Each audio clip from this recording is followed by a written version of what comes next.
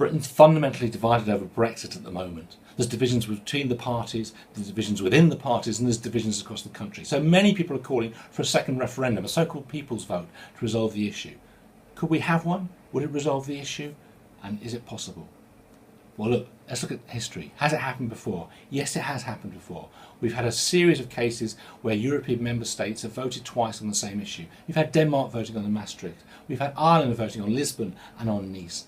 Even the United Kingdom, we voted in 1975 on the terms of membership, and then we voted again in 2016. So certainly we can have two bites at the same referendum cherry on European issues. That's not a problem. Could it happen practically? Well, no, it can't happen practically before March 2019. Why? Well, because we need to have time enough to have a parliamentary act, and then we need to have the campaign set up, and we need to have a lot of processes that will take time.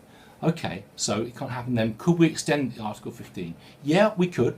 There's no problem with that in one sense, is that as long as all parties agree to it. So could we extend the process of Article 15 to give us more time to have a referendum? Well, yeah, if we can get the assent of every other EU member state, and there are practical problems there, like running into the European parliamentary elections, but it's possible. But the real problem is this. The most likely scenario for a second referendum to come about is if May fails to get a deal through Westminster, and in which case the whole issue is thrown up.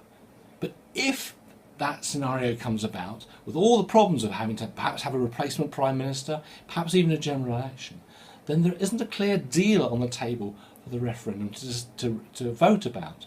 The problem with the referendum is not the answer that it will give, but that a second referendum would not have a clear set of questions. Even if there's multiple questions, it wouldn't have a deal to really put before the people, because it can't simply be a no deal or a remain. That would very much be seen to be against the mandate of the 2016 referendum, which we can't ignore.